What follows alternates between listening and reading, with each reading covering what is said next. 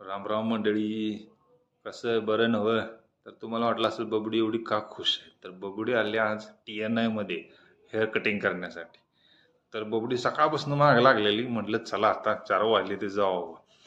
तर आपले हे 32 शराळ्याचे मित्र आहेत तानाजी इंगळे साहेब.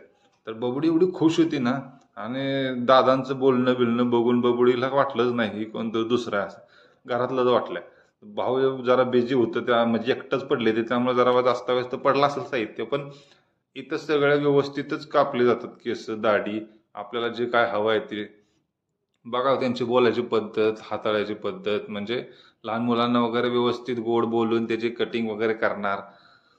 तर जबरदस्त, म्हणजे बबडी बघा, तोंडावरती काय वाटतंय का तिच्या गरडतीये, म्हणजे तिला एवढं प्रेमाने घेतलं होतं की नाही बाबा बाळा, इथं केस कापायचे का तुला, इथं स्टाईल करूया का, मग हे करूया का, तुला फिश फिश पाहिजे का, तुला चॉकी पाहिजे का, तुझं नाव काय.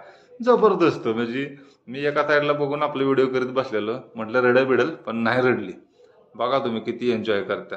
खाली बघ म्हटले की खाली, वर बघ म्हटले की वर, इकडं तिकडं धिंगाणा. इंगळे भाऊ म्हणजे खतरनाक. बघा तुम्ही कसं, म्हणजे ख- असं वाटत नाही की बाबा दुसऱ्याकडं कापते, कोणीतरी आपला माणूस आहे. बघा तुम्ही, बघा लगेच ते मिसळूनच गेले त्यांच्यावर, बोलणं बिलणं बघा. हाय काय करते, बोटा काय दाखवते, खतरनाक. त्यांचा विषयच हार्ड आहे.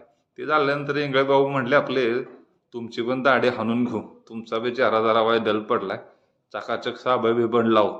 म्हणलं चला की आता तुम्ही म्हणलाय आणि आम्ही नाही म्हणणार, विषयच नाही. म्हणलं बसा. इथं मी सांगत बसत नाही की मला असं करायचं तसं करायचं, ते त्यांच्या पद्धतीनं दाढी करतात, त्यांच्या मनाला वाटेल तसं.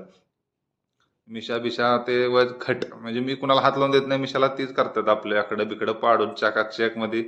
तिथं सांगायची गरज लागत नाही. त्यामुळं TNI म्हणजे एक नंबरच. जाताना पण बाय बी करून किस बिस